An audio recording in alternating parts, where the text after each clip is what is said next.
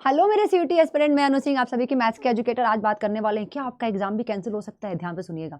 अब देखिए, एक आर्टिकल आया हुआ है क्या कि जितने भी सीयूटी के हमारे कैंडिडेट्स हैं, ठीक है, उनके एग्जाम कैंसिल किए जा सकते हैं।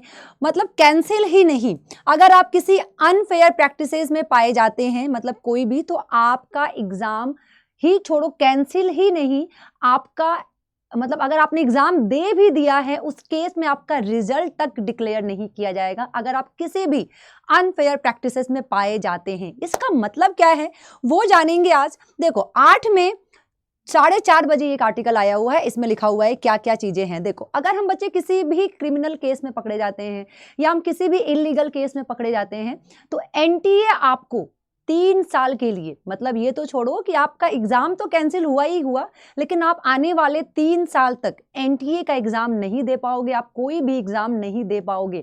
तो प्लीज बी केयरफुल। ऐसा ना हो कि आप किसी ऐसे रैकेट का शिकार बन जाएं जहां पे आप डायरेक्ट एडमिशन लेने की कोशिश कर रहे हैं, या फिर आप कोई भी ऐसा इलीगल काम कर दिए जिसके अंदर आप पकड़े गए। तो एनटीए आपका, अगर आपने एग्जाम से पहले पकड़े गए तो आपका एग्जाम तो होने वाला रहा, होने से रहा, लेकिन अगर आप एग्जाम के बाद भी पकड़े गए बच्चा, उस केस में आपका जो एग्जाम हो वो कैंसिल भी होगा, आपका रिजल्ट भी डिक्लेयर नहीं होगा, और आने वाले 3 साल तक आप एनटीए का कोई भी एग्जाम नहीं दे पाओगे। तो प्लीज अपने जिंदगी के साथ, अपने करियर के साथ खिलवाड़ करना बंद करो। देखो, लगभग 13.5 लाख कैंडिडेट्स ने इस फॉर्म को फिल किया है, रजिस्टर्ड हुए हैं।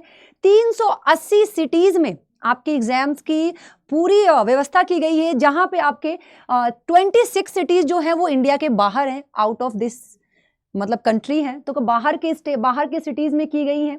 तो क्यों, मतलब ऐसा करना ही क्यों है। देखो क्या रहने वाला। अनफेयर मीन्स केस का मतलब क्या होता है। If candidate indulges in any unfair practices during the course of, before or after the examination, she will be charged with using unfair practices and thus would be booked under the unfair means UFM। इसी का क्या नाम है, ये जो practices है जिसके तहत आप इलीगल अगर आप पाए गए या क्रिमिनल पाए गए तो आपको UFM का जो लगता है केस वो लगेगा।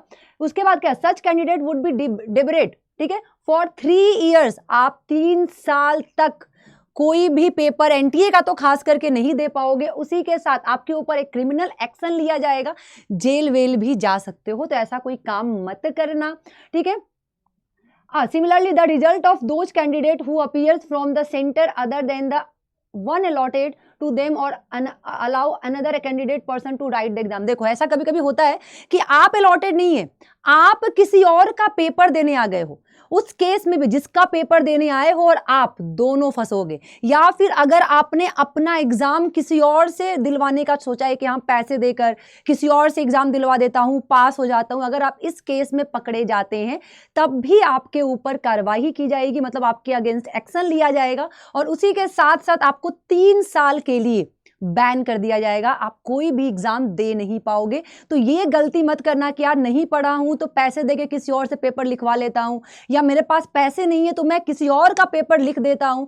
ये गलती मत करना। क्रिमिनल करने वाला और करवाने वाला दोनों ही दोषी होते हैं, तो दोनों ही फंसोगे, और साथ में फैमिली का जो होता है वो जान लेना तुम लोग। और बच्चे याद रखिएगा, कुछ आइटम्स जो बिल्कुल प्रोहिबिटेड है, जो आपको लेकर नहीं जाना है, वरना अगर मान लो अगर आप ये लेके गए तो आपके सेंटर पे ही रखवा लिया जाएगा। एनी आइटम सच है जो भी क्या है, अगर आप चीट वगैरह बना के ले जा रहे हो, या फिर कोई भी पेपर, ज्योमेट्रिक बॉक्स ले जा रहे हो, प्लास्टिक पाउच ले जा रहे हो, कैलकुलेटर ले जा रहे हो, पेन ले जा रहे हो, स्केल ले जा रहे हो, ये सब चीजें, इरेजर, कैलकुलेटर, लॉक टेबल, तो आप बाहर निकलवा दिया जाएगा, लेकर मत जाइएगा। Any communication device, mobile phone, Bluetooth, earphone, microphone, pager, health band, कुछ भी अलाउड नहीं है।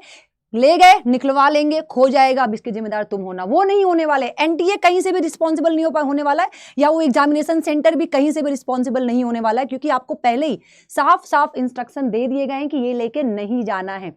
उसके बाद other items like wallet, goggles, handbags, belt, ये भी लेके नहीं जाना है। Any watches, wrist watch, bracelet, camera, ये भी लेके नहीं जाना है।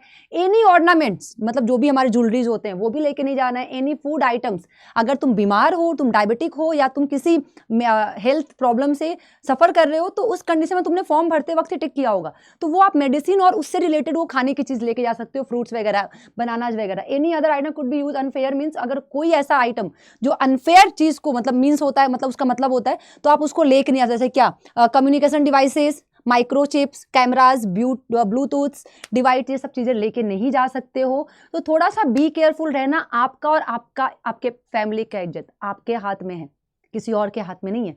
पढ़ाई कम की है तो उसी से सेटिस्फाई होके जाइएगा। कोई भी ऐसा काम मत कीजिएगा जिससे आपका करियर 3 साल के लिए बर्बाद हो जाए और आपकी फैमिली पे वो दाग लग जाए।